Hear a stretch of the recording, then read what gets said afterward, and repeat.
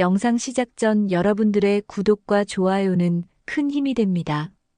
서울의 한 아파트 단지에서 아침이 밝아오고 있었습니다. 민수는 화장실에서 면도를 하며 거울 속 자신을 바라보았습니다. 36살의 나이에도 불구하고 여전히 젊어 보이는 외모였죠. 키도 178cm로 제법 훤칠했고 규칙적인 운동 덕분에 몸매도 유지하고 있었습니다. 거실에서는 소연이 아침 준비를 하고 있었습니다. 32살의 소연은 결혼 7년째에도 여전히 아름다웠습니다. 긴 생머리를 뒤로 묶고 앞치마를 두른 모습이 정말 현모양처 같았죠. 첫째 아이 지훈이는 6살이었고 둘째 아이 지민이는 4살이었습니다. 두 아이 모두 부모를 닮아 예쁘게 자라고 있었습니다. 민수는 대기업 전자회사에서 과장으로 일하고 있었습니다. 연봉은 9천만 원 정도로 또래에 비해 상당히 높은 편이었죠. 소연 역시 공기업에서 일하며 연봉 5천만 원 정도를 벌어들였습니다. 두 사람 합쳐 억 원이 넘는 수입이었으니 경제적으로는 여유가 있었습니다. 아침 식사 시간이 되자 가족 4명이 식탁에 둘러앉았습니다. 소연이 정성스럽게 준비한 김치찌개와 계란말이 나물, 반찬들이 식탁을 가득 채웠습니다. 지훈이는 벌써 유치원에 다니고 있었고 지민이는 아직 어린이집에 다니고 있었습니다. 민수가 먹으면서 말했습니다. 오늘 회사에서 프레젠테이션이 있어서 좀 늦을 것 같다고 했죠. 소연도 이해한다며 고개를 끄덕였습니다. 아이들 픽업은 자신이 하겠다고 했습니다. 이런 일상이 이들 부부에게는 너무나 자연스러웠습니다. 결혼 7년 동안 큰 부부싸움 한 번 없이 지내왔거든요. 주변 사람들도 항상 이들 부부를 부러워했습니다. 잘생긴 남편의 예쁜 아내, 귀여운 아이들까지 거기에 경제적 여유까지 있으니 정말 완벽해 보였죠. 민수는 회사에 출근하면서 생각했습니다. 정말 행복한 가정을 이루고 있다고 말이죠. 소연과 결혼한 게 인생 최고의 선택이었다고 생각했습니다. 둘 다 명문대를 졸업했고 좋은 직장에 다니고 있었으니까요. 무엇보다 서로를 진심으로 사랑했습니다. 소연 역시 민수를 만난 걸 정말 다행이라고 생각하고 있었습니다. 성실하고 책임감 있는 남편이었거든요. 아이들에게도 좋은 아버지였고 시부모님께도 효도를 다했습니다. 이런 남편을 만난 게 정말 행운이라고 생각했죠. 회사에서 동료들은 민수를 부러워했습니다. 예쁜 아내, 귀여운 아이들, 안정적인 가정까지 정말 부러울 게 없어 보였거든요. 민수도 그런 시선들을 즐겼습니다. 자랑스러운 가족이었으니까요. 하지만 민수에게는 최근 들어 한 가지 걱정거리가 생겼습니다. 바로 아이들. 교육비와 양육비 문제였습니다. 지훈이가 유치원에 다니면서 각종 학원비며 교재비가 만만치 않았거든요. 지민이도 곧 더 큰 비용이 들어갈 터였습니다. 게다가 앞으로 초등학교, 중학교, 고등학교, 대학교까지 생각하면 정말 막대한 돈이 필요했습니다. 소연과 이야기를 나누며 민수는 점점 확신하게 되었습니다. 아이는 둘이면 충분하다는 생각 말이죠. 더 이상 아이를 가져서는 안 된다고 생각했습니다. 지금도 벅찬데. 세 번째 아이까지 생기면 정말 감당하기 어려울 것 같았거든요. 그래서 민수는 은밀히 결심했습니다. 정관 수술을 받기로 한 것이죠. 하지만 소연에게는 말하지 않기로 했습니다. 괜히 소연이 상처받을까봐 걱정되었거든요. 혼자서 조용히 처리하면 될 일이라고 생각했습니다. 민수는 며칠 동안 고민에 고민을 거듭한 끝에 드디어 결심을 굳혔습니다. 정관 수술을 받기로 한 것이죠. 인터넷으로 여러 병원들을 알아보았습니다. 강남의 한 유명한 비뇨기과 병원을 선택했습니다. 평점도 좋았고 후기들도 만족스러워 보였거든요. 병원에 전화를 걸어 상담 예약을 잡았습니다. 의사는 친절하게 수술 과정을 설명해 주었습니다. 국소 마취로 진행되며 30분 정도면 끝날 간단한 수술이라고 했죠. 회복 기간도 일주일 정도면 충분하다고 했습니다. 민수는 소연에게 회사 일로 병원에 가야 한다고 거짓말을 했습니다. 건강검진을 받으러 간다고 했죠. 소연은 의심 없이 몸조심하라고 당부했습니다. 아이들도 아빠 건강검진 받으러 간다고 하니 응원해 주었습니다. 수술 당일 아침 민수는 긴장했습니다. 하지만 가족을 위한 일이라고 스스로를 다독였습니다. 병원에 도착해서 수술복으로 갈아입고 수술대에 누웠습니다. 의사는 능숙하게 수술을 진행했습니다. 정말 30분 만에 모든 게 끝났죠. 수술 후 회복실에서 쉬면서 민수는 안도감을 느꼈습니다. 이제 더 이상 피임에 대해 걱정하지 않아도 되었거든요. 아이들 둘만 키우면서 행복한 가정을 꾸려갈 수 있을 것 같았습니다. 집에 돌아와서 소연이 어떻게 되었냐고 묻자 별 이상 없다고 답했습니다. 검사 결과도 양호하다고 거짓말을 했죠. 소연은 다행이라며 안심했습니다. 아이들도 아빠가 건강하다고 하니 기뻐했습니다. 그렇게 한 달 정도가 지났습니다. 민수는 수술 부위도 완전히 회복되었고 일상생활에 전혀 지장이 없었습니다. 회사에서도 평소와 다름없이 일하고 있었죠. 소연과의 관계도 예전과 같았습니다. 오히려 피임 걱정이 없어지니 더 자유로워진 느낌이었습니다. 어느 화요일 저녁이었습니다. 민수가 회사에서 돌아오니 소연이 평소와 달리 들뜬 표정이었습니다. 뭔가 좋은 일이 있었나 싶어 물어보려던 참에 소연이 먼저 말을 꺼냈습니다. 여보, 정말 좋은 소식이 있어요. 소연이 환한 미소를 지으며 말했습니다. 민수는 무슨 일인지 궁금했습니다. 승진 소식이라도 있었나 싶었죠. 아니면 복권에라도 당첨되었나 생각했습니다. 소연이 가방에서 무언가를 꺼내며 말했습니다. 이거 봐요. 정말 믿을 수 없어요. 민수가 보니 그건 임신 테스트기였습니다. 두 줄이 선명하게 나타나 있었죠. 양성 반응이었습니다. 우리 셋째 생겼어요. 소연이 기쁨에 겨워 말했습니다. 병원에서도 확인받았어요. 벌써 6주 정도 됐다고 하네요. 정말 기적 같지 않아요. 아이들도 얼마나 기뻐할까요? 민수는 순간 머리가 하얗게 되었습니다. 뭔가 잘못 들은 것 같았습니다. 임신이라고 했나요? 하지만 소연의 환한 미소는 진짜였습니다. 손에 든 임신 테스트기도 확실했죠. 그럴 수 없어. 민수는 속으로 중얼거렸습니다. 자신이 정관 수술을 받았는데 어떻게 임신이 될 수 있겠습니까? 분명히 뭔가 잘못된 게 틀림없었습니다. 병원에서 실수가 있었던 건 아닐까요? 하지만 소연 앞에서 그런 내색을 할 수는 없었습니다. 억지로 미소를 지으며 정말 좋은 소식이네요라고 말했습니다. 소연은 더욱 기뻐했습니다. 민수의 반응이 좋아서 안도하는 것 같았죠. 그날 밤 민수는 잠들 수가 없었습니다. 침대에 누워서 천장만 바라보며 생각했습니다. 정관 수술이 실패했을 가능성이 있을까요? 아니면 정말 기적 같은 일이 일어난 건 아닐까요? 하지만 의학적으로는 불가능한 일이었습니다. 다음 날 아침 민수는 거울 앞에서 자신을 바라보았습니다. 눈 밑에 다크서클이 깊게 패여 있었죠. 밤새 잠을 제대로 자지 못했기 때문이었습니다. 계속해서 소연의 임신 소식이 머릿속을 맴돌았거든요. 소연은 평소와 다름없이 아침 준비를 하고 있었습니다. 오히려 임신 소식 때문인지 더욱 기분이 좋아 보였죠. 콧노래까지 부르며 아침을 차리고 있었습니다. 아이들에게도 곧 동생이 생길 거라고 말해주었습니다. 지훈이와 지민이는 동생이 생긴다는 소식에 무척 신나했습니다. 남동생이 좋을지 여동생이 좋을지 진지하게 고민하는 모습이었죠. 민수는 아이들의 순수한 기쁨을 보며 더욱 괴로워졌습니다. 회사에 출근해서도 민수는 집중할 수 없었습니다. 회의 중에도 자꾸 딴 생각이 들었죠.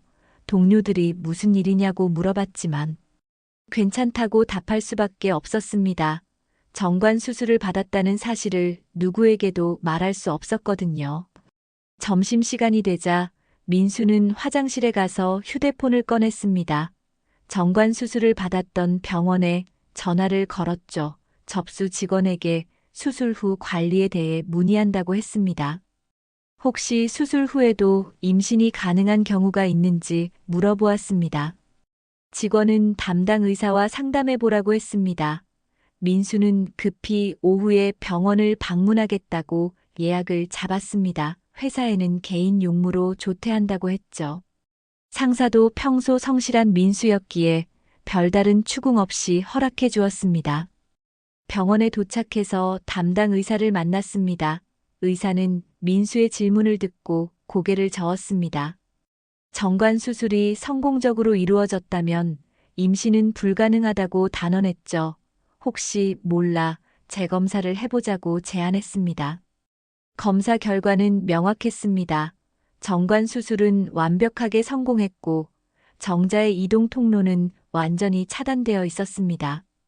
의사는 현재 상태로는 절대 임신을 시킬 수 없다고 확신했습니다. 민수는 그 말을 듣고 더욱 혼란스러워졌습니다. 집으로 돌아가는 길에 민수는 깊은 생각에 잠겼습니다. 의학적으로 불가능하다면 도대체 무엇이 문제일까요? 혹시 소연이 거짓말을 하고 있는 건 아닐까요? 하지만 임신 테스트기는 분명히 양성이었고 병원에서도 확인받았다고 했는데요. 그날 저녁 식사 시간이 되자 민수는 조심스럽게 소연에게 물어보았습니다. 병원에서 정확히 몇 주라고 했는지 말이죠. 소연은 6주 정도 됐다고 답했습니다. 그럼 임신된 시기가 1달 반 전쯤이겠네요. 민수는 속으로 계산해 보았습니다. 그 시기에 소연과 관계를 가진 적이 있었나요? 사실 최근 몇 달 동안 부부관계가 그리 빈번하지 않았습니다. 둘 다 회사 일로 바빴고 아이들 돌보느라 지쳤거든요. 한 달에 한두 번 정도였죠. 더욱 이상한 것은 소연의 태도였습니다. 임신 소식을 전할 때의 그 환한 미소가 계속 머릿속에 남아 있었어요. 마치 무언가를 숨기고 있는 것 같은 느낌이었습니다. 아니면 민수가 너무 예민해진 것일까요? 밤이 되자 민수는 또다시 잠들 수 없었습니다. 소연은 옆에서 평화롭게 잠들어 있었죠. 임신 때문인지 더욱 깊게 잠들어 있는 것 같았습니다. 민수는 소연의 잠든 얼굴을 바라보며 복잡한 심정이었습니다. 정말 사랑하는 아내였습니다. 결혼 7년 동안 한 번도 의심해 본 적이 없었거든요. 하지만 지금은 뭔가 석연치 않은 기분이 들었습니다. 의학적으로 불가능한 일이 일어났으니까요. 분명히 어딘가에 비밀이 숨겨져 있을 것 같았습니다. 며칠이 지나도 민수의 의심은 사라지지 않았습니다. 오히려 시간이 갈수록 더욱 깊어만 갔죠. 소연의 일거수일투족이 이상하게 느껴졌습니다. 평소보다 휴대폰을 자주 확인하는 것 같았고, 전화가 오면 다른 방으로 가서 받는 일이 많아졌습니다. 특히 소연이 최근 부서 이동을 했다는 사실이 계속 머릿속에 맴돌았습니다. 3달 전에 기획부서에서 총무부서로 옮겼다고 했죠. 새로운 환경에 적응하느라 힘들다고 했는데 요즘은 오히려 회사 일이 재미있어졌다고 말했습니다. 민수는 소연의 말투도 예전과 달라진 것을 느꼈습니다. 회사 동료들 이야기를 할 때면 유난히 밝아졌죠. 특히 옆자리 동료 이야기를 할 때가 그랬습니다. 김대리라는 사람이었는데 정말 친절하고 일도 잘한다고 자주 언급했습니다. 어느 날 저녁 민수는 더 이상 참을 수 없었습니다. 이런 의심을 안고 살아갈 수는 없었거든요. 진실을 알아야 했습니다. 인터넷에서 사설 탐정 사무소를 검색해 보았습니다. 여러 업체들이 나왔지만 그 중에서 평판이 좋은 곳을 선택했습니다. 다음 날 점심시간에 민수는 탐정 사무소를 방문했습니다. 강남역 근처의 한 오피스텔에 위치해 있었죠. 탐정은 50대 중반의 남성이었습니다. 수많은 사건을 다뤄본 듯 경험이 풍부해 보였습니다. 민수는 조심스럽게 상황을 설명했습니다. 아내가 임신했는데 자신이 정관 수술을 받았다는 사실을 말했죠. 탐정은 별로 놀라지 않았습니다. 이런 경우를 여러 번 다뤄봤다고 했습니다. 불륜 조사를 의뢰하는 것이냐고 물었습니다.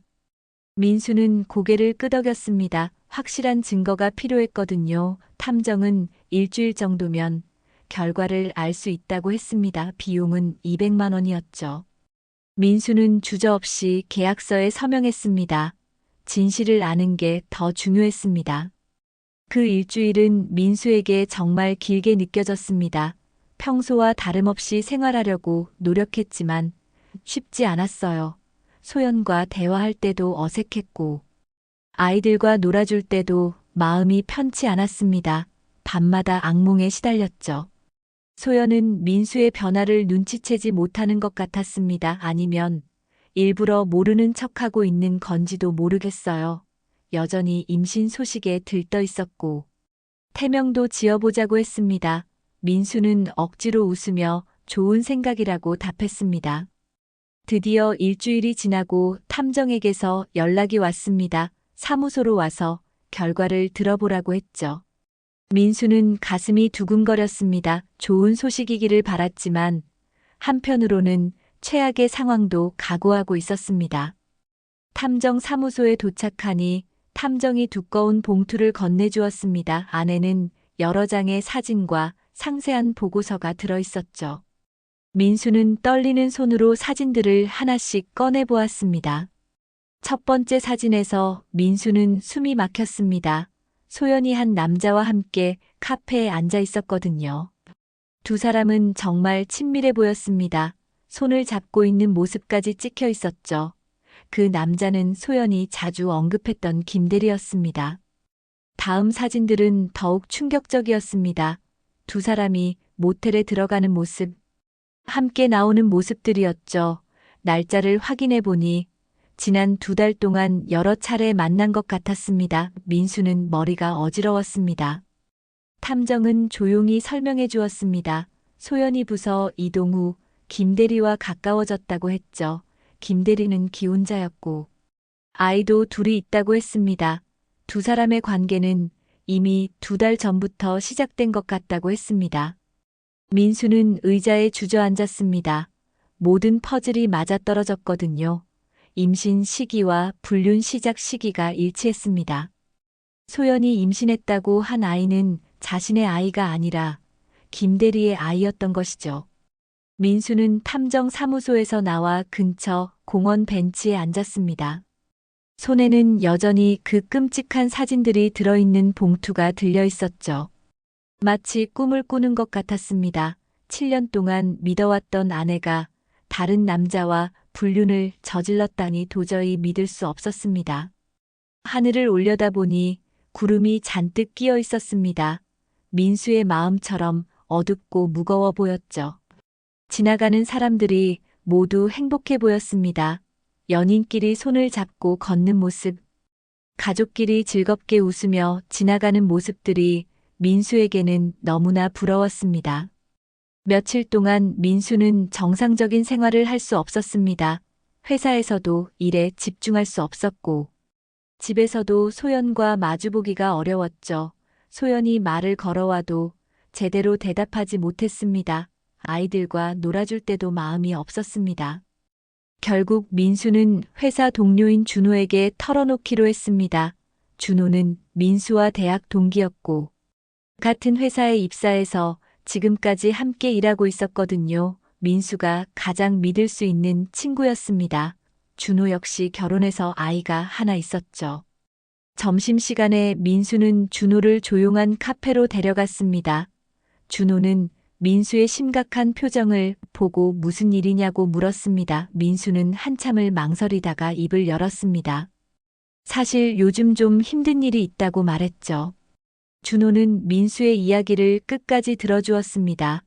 정관 수술을 받았다는 것부터 소연의 임신, 소식 탐정을 통해 확인한 불륜 사실까지 모든 것을 말했습니다.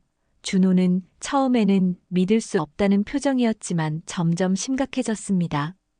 그럴 수가 있어 준호가 중얼거렸습니다.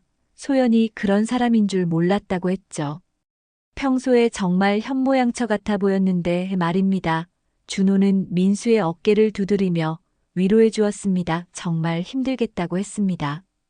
준호는 단호하게 말했습니다. 지금이라도 바로 잡아야 한다고 했죠. 이런 상황에서 그냥 넘어갈 수는 없다고 했습니다. 이혼 소송을 준비하고 상간남에게도 책임을 물어야 한다고 조언했습니다. 아이들을 위해서라도 결단을 내려야 한다고 했죠. 민수는 준호의 말이 맞다고 생각했습니다. 하지만 선뜻 결정하기가 쉽지 않았어요. 7년 동안 함께 살아온 가정이었고 아이들도 있었거든요. 무엇보다 아직도 소연을 사랑하고 있었습니다. 이런 배신을 당하고도 마음 한편으로는 소연이 그리웠습니다. 준호는 민수의 마음을 이해한다고 했습니다. 하지만 지금 상황에서는 이성적으로 판단해야 한다고 했죠. 소연이 저지른 일은 용서받을 수 없는 배신이라고 했습니다. 게다가 다른 남자의 아이를 임신하고도 민수의 아이인 척 속이려 했다니 정말 악질적이라고 했습니다. 또 다른 충격적인 사실은 김대리도 기혼자라는 점이었습니다. 이미 아내가 있고 아이도 둘이나 있다고 했죠. 그럼에도 불구하고 소연과 불륜을 저질렀다니 정말 한심했습니다. 김대리의 아내와 아이들도 피해자였던 것이죠. 민수는 김대리에 대해서도 분노가 치밀었습니다. 자신도 가정이 있으면서 어떻게 다른 사람의 가정을 파괴할 수 있단 말입니까? 소연도 잘못했지만 김대리도 똑같이 잘못했다고 생각했습니다. 두 사람 모두 용서할 수 없었습니다. 준호는 변호사를 소개해주겠다고 했습니다. 이혼 전문 변호사였는데 실력이 좋기로 유명했다고 했죠. 상간 소송도 함께 진행할 수 있다고 했습니다. 민수는 고맙다고 했습니다. 이런 어려운 상황에서 도움을 주는 친구가 있다는 게 정말 위안이 되었습니다. 그날 밤 민수는 오랜만에 깊게 잠들었습니다. 결정을 내렸기 때문이었죠. 더 이상 혼자 끙끙 앓고 있을 수는 없었습니다. 소연과 김대리가 저지른 일에 대해 정당한 대가를 치르게 해야 했습니다. 아이들을 위해서라도 올바른 선택을 해야 했습니다. 민수는 준호가 소개해준 변호사를 만나고 돌아왔습니다. 변호사는 증거가 확실하니 이혼 소송과 상간 소송 모두 승소 가능성이 높다고 했죠. 하지만 그 전에 소연에게 직접 진실을 확인해 보라고 조언했습니다. 혹시 모를 오해가 있을 수도 있으니까요. 집에 도착하니 소연이 아이들과 함께 저녁을 준비하고 있었습니다. 지훈이와 지민이는 평소처럼 밝게 웃고 있었죠. 이런 평화로운 모습을 보니 민수의 마음은 더욱 복잡해졌습니다. 정말 이 모든 걸 깨뜨려야 하는 건지 고민되었습니다. 하지만 더 이상 미룰 수는 없었습니다. 아이들이 잠든 후 민수는 소연에게 거실로 나와달라고 했습니다. 소연은 무슨 일이냐고 물었지만 민수는 나중에 이야기하자고 했죠. 소연은 민수의 심각한 표정을 보고 불안해하는 것 같았습니다. 아이들을 재운 후 부부는 거실 소파에 마주 앉았습니다. 민수는 한참을 말없이 소연을 바라보았습니다. 소연은 점점 불안해하며 도대체 무슨 일이냐고 다시 물었죠.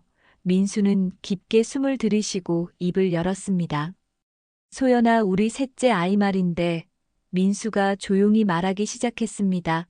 소연은 왜 갑자기 셋째 이야기를 하냐는 표정이었죠. 민수는 계속해서 말했습니다. 그 아이가 정말 내 아이가 맞니라고 물었습니다. 소연의 얼굴이 순간 하얗게 변했습니다.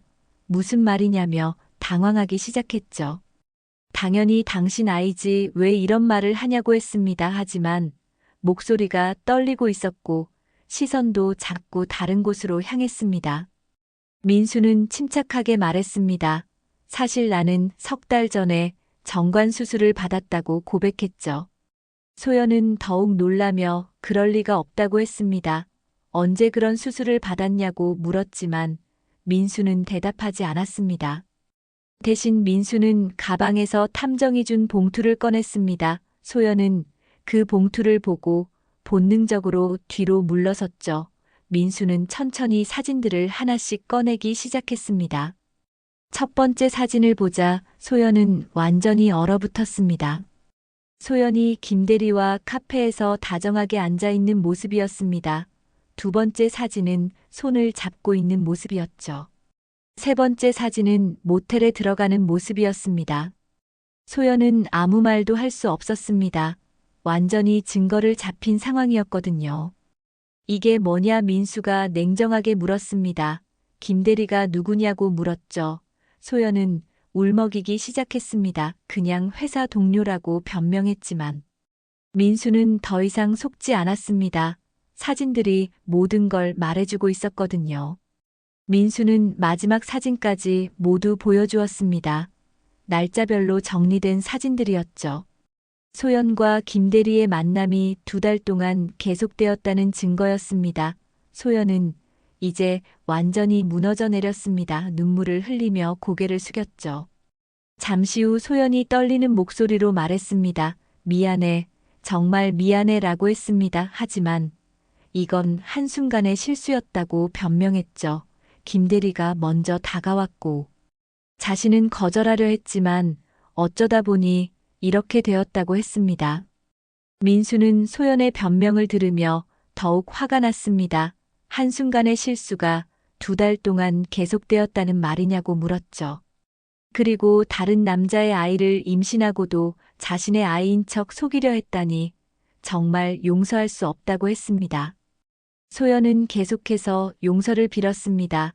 정말 잘못했다고 했죠. 다시는 이런 일이 없을 거라고 약속했습니다. 하지만 민수는 더 이상 들을 수 없었습니다. 일어서서 방으로 향했죠. 소연은 뒤에서 계속 불렀지만 돌아보지 않았습니다. 민수는 방에 들어가서 문을 잠갔습니다. 소연이 문을 두드리며 다시 이야기해보자고 했지만 대답하지 않았습니다. 밖에서 소연이 울고 있는 소리가 들렸지만 민수는 마음을 돌리지 않았습니다. 이미 모든 게 끝났다고 생각했거든요.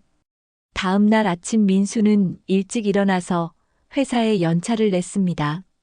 오늘은 변호사와 함께 법원에 가서 이혼 소송과 상간 소송을 접수할 예정이었거든요. 소연은 부엌에서 아침을 준비하고 있었지만 민수는 아무 말 없이 집을 나섰습니다. 변호사 사무실에서 민수는 필요한 서류들을 준비했습니다.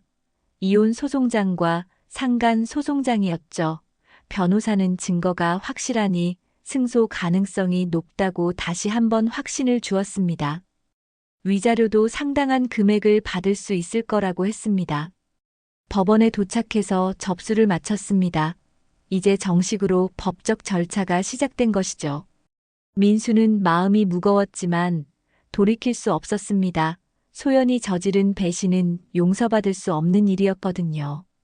특히 다른 남자의 아이를 자신의 아이인 척 속이려 했던 것은 정말 악질적이었습니다. 집에 돌아오니 소연이 거실에서 기다리고 있었습니다. 눈이 퉁퉁 부어 있는 걸 보니 밤새 울었나 봅니다. 민수를 보자. 소연은 다시 울음을 터뜨렸죠. 어디 갔다 왔냐고 물었지만 민수는 대답하지 않았습니다. 소연은 민수에게 매달렸습니다. 정말 미안하다고 했죠. 다시 한번 기회를 달라고 했습니다. 아이들을 생각해서라도 이혼만은 하지 말자고 애원했습니다. 하지만 민수는 단호했습니다. 이미 법원에 소송을 접수했다고 말했죠. 소연은 더욱 절망했습니다. 법원에 소송을 접수했다는 말에 완전히 무너져 내렸거든요. 민수는 냉정하게 말했습니다. 아이들은 내가 키우겠다고 했습니다. 소연에게는 양육권을 주지 않겠다고 단언했죠. 그리고 김대리에게도 상간 소송을 걸었다고 했습니다. 김대리에게도 소송을 걸었다는 말에 소연은 더욱 당황했습니다. 김대리에게는 아내와 아이들이 있다고 했죠. 그 사람 가정까지 파괴하지 말라고 빌었습니다. 하지만 민수는 그런 건 김대리가 생각했어야 할 일이라고 했습니다.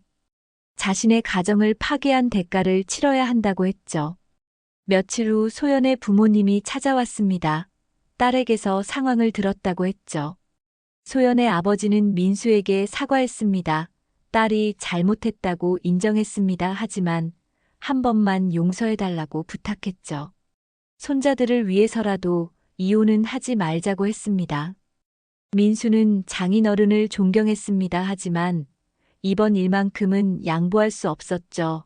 소연이 저지른 일은 단순한 실수가 아니라 의도적인 배신이었거든요. 특히 다른 남자의 아이를 임신하고도 자신을 속이려 했다는 게 용서되지 않았습니다. 민수의 부모님도 상황을 알게 되었습니다. 민수가 직접 이야기했거든요. 어머니는 충격을 받으셨지만 민수의 결정을 지지해 주셨습니다. 그런 며느리와는 더 이상 함께 살 수 없다고 하셨죠. 아버지도 민수가 옳다고 하셨습니다. 양쪽 부모님들이 모두 알게 되면서 상황은 더욱 복잡해졌습니다.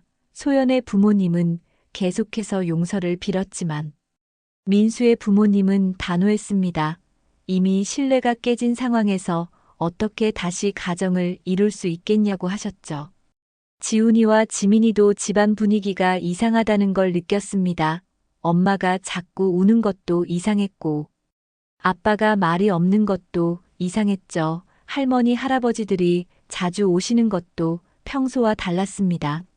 아이들은 무슨 일이 일어나고 있는지 모르겠지만 불안해했습니다. 민수는 아이들을 위해 최대한 평상시처럼 행동하려 했습니다. 하지만 쉽지 않았어요. 아이들과 놀아줄 때도 마음이 무거웠거든요. 이 모든 상황이 아이들에게 상처가 될까봐 걱정되었습니다. 하지만 소연과 함께 사는 것보다는 나을 거라고 생각했습니다. 김대리의 아내도 상황을 알게 되었습니다. 김대리가 소송을 당했다는 소식을 듣고 진실을 알게 된 것이죠. 김대리의 아내는 즉시 이혼을 요구했다고 들었습니다. 김대리는 회사에서도 징계위원회에 회부되었다고 했죠. 불륜 사실이 알려지면서 승진은 물론 해고될 가능성도 높아졌습니다. 소연은 이 모든 상황을 보며 더욱 절망했습니다. 자신의 한순간 실수로 인해 너무 많은 사람들이 상처받게 되었거든요. 특히 아이들이 가장 걱정되었습니다. 하지만 이미 돌이킬 수 없는 상황이었죠. 드디어 법정에 서는 날이 왔습니다.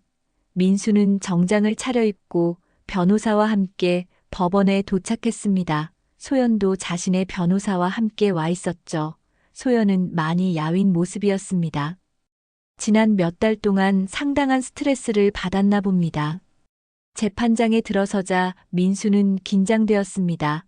결혼 7년 만에 법정에서 아내와 마주 앉게 될 줄은 상상도 못했거든요.